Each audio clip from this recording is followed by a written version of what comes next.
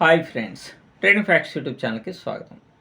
అసలు మనం ఒక ట్రేడరు స్టాక్ మార్కెట్లో ఎందుకు ఫెయిల్ అవుతాడు అంటే దీనికి సవా లక్ష రీజన్స్ ఉంటుంటాయి, సవా లక్ష అనేటువంటి కాన్సెప్ట్స్ ఉంటాయి, సైకాలజికల్ ఇంపాక్ట్ అనేటి ఉంటుంది, ఇన్ని రకాలైనటువంటి ఉంటాయి.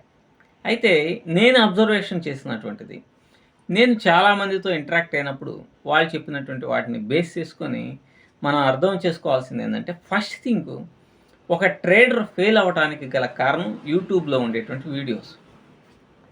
ఎందుకంటే యూట్యూబ్ వీడియోస్లో ఎవరు కూడా అసలు పర్ఫెక్ట్ అయినటువంటి దాన్ని ఎక్స్ప్లెయిన్ చేయలేరు.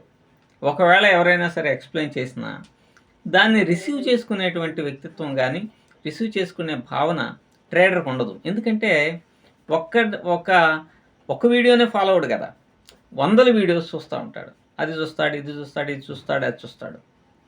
అందులోనూ యూట్యూబ్ వీడియోస్లో మీరు చూడండి, దీంట్లో ₹1,00,000 వచ్చినాయి, 2,00,000 వచ్చినాయి, 5,00,000 వచ్చినాయి అని రకరకాలైనటువంటి థంబ్నెయిల్స్ పెట్టేసేసి వీడియోస్ చేస్తూ ఉంటారు. వాళ్ళు లాస్ను గురించి చెప్పడు. అంటే వీళ్ళు ఎప్పుడు లాభాలే చూపిస్తుంటే లాస్ల సంగతి పరిస్థితి ఏంటి? సో ఈ ఇంపాక్ట్ ఈ ట్రేడర్ మీద కూడా కలిగి ఇక మనకు కూడా అద్భుతంగా లాభాలు వస్తాయి, మన కష్టాలన్నీ తీరిపోతాయి అనేటువంటి విధానంతో దీంట్లోకి వచ్చేసినటువంటి వాళ్ళు చాలామంది ఉన్నారు. ఇట్లా వచ్చిన వాళ్ళు చాలామంది నాకు తెలిసిన వాళ్ళు కూడా ఉన్నారు. యూట్యూబ్లో ప్లాట్ఫామ్లో స్టాక్ మార్కెట్ అనేటువంటి అద్భుతమైనటువంటి జర్నీ కాబట్టి దాంట్లో మనం అద్భుతంగా సక్సెస్ కాగలం, లక్షలు సంపాదించగలమని వచ్చినటువంటి వాళ్ళు ఉన్నారు. కాబట్టి యూట్యూబ్లో వచ్చేటువంటి వీడియోస్ని బేస్ చేసుకొని మీరు కనుక ట్రేడింగ్లోకి వస్తే అటువంటి వాళ్ళు సక్సెస్ అనేటువంటిది కానే car. Number 2, fake stock market trainers.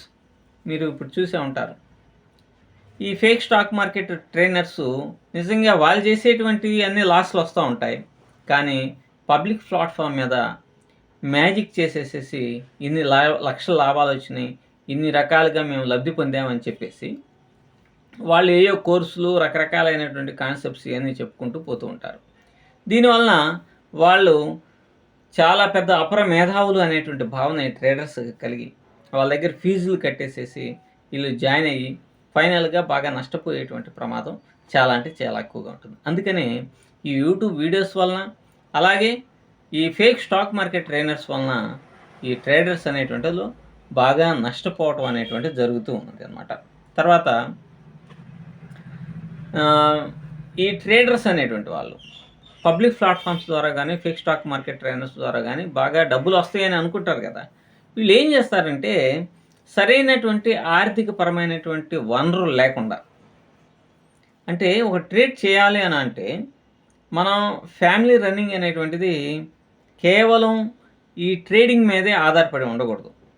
కానీ ఈ రకరకాలైన వ్యక్తులు అంటే యూట్యూబ్లో చెప్పినటువంటి వాళ్ళని బట్టి మనం చాలా కష్టాలు ఉన్నాయి. ఈ కష్టాల నుంచి ముందు మనం ఒడ్డెక్కాలంటే స్టాక్ మార్కెట్లో చాలా ఈజీగా డబ్బు వచ్చేస్తుంది అని చెప్పేసి ఒక కాన్సెప్ట్ తోటి ఒక సెట్ ఆఫ్ పీపుల్ ఉంటారు. వాళ్ళు ఏం చేస్తారు, వాళ్ళకు ఉన్నటువంటి కష్టాలకు తోడు ఇంకా లక్షల రూపాయలు అప్పులు అనేటువంటివి చేసుకొని వచ్చి దీంట్లో ఇన్వెస్ట్మెంట్ అనేటువంటి చేస్తారు. అలాగే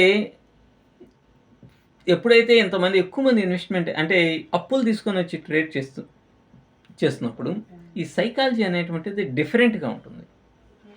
వాళ్ళు ట్రేడింగ్ని పర్ఫెక్ట్ అయినటువంటి విధానంతో ఇంప్లిమెంటేషన్ అనేటువంటి చేయలేరు, డిప్లాయ్ చేయలేరు, సరైన ఎగ్జిక్యూషన్స్ దగ్గర ఎంట్రీస్ తీసుకోలేరు. ఒక గందరగోళమైనటువంటి స్థితిలో మైండ్ ఉండిపోతుంది. కాబట్టి మైండ్ కూడా పర్ఫెక్ట్గా ఆలోచించలేని స్థితికి వెళ్ళిపోతుంది.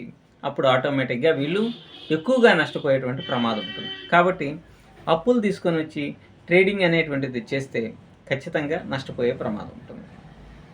తర్వాత confidential and consistency based trading strategy అనేటువంటిది ఉండదు.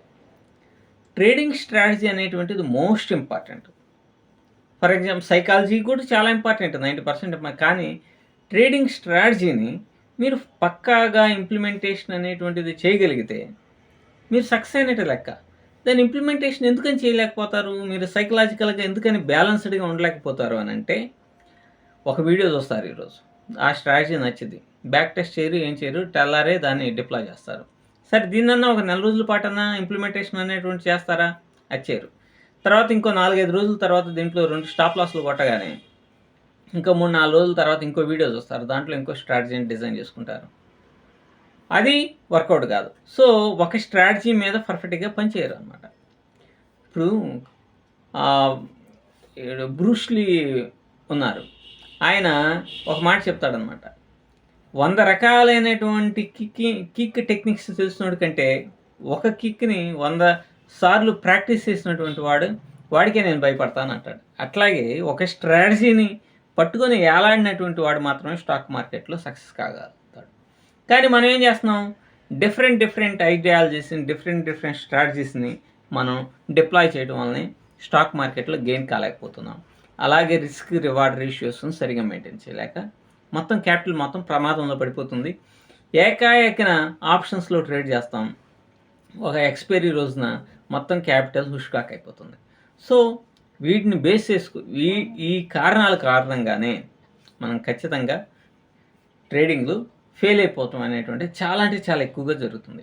వీటి ఇంపాక్ట్ గనక తక్కువగా ఉన్నటువంటి వాళ్ళు మాత్రమే స్టాక్ మార్కెట్‌లో సక్సెస్ కాగలుగుతున్నారు. Thank you.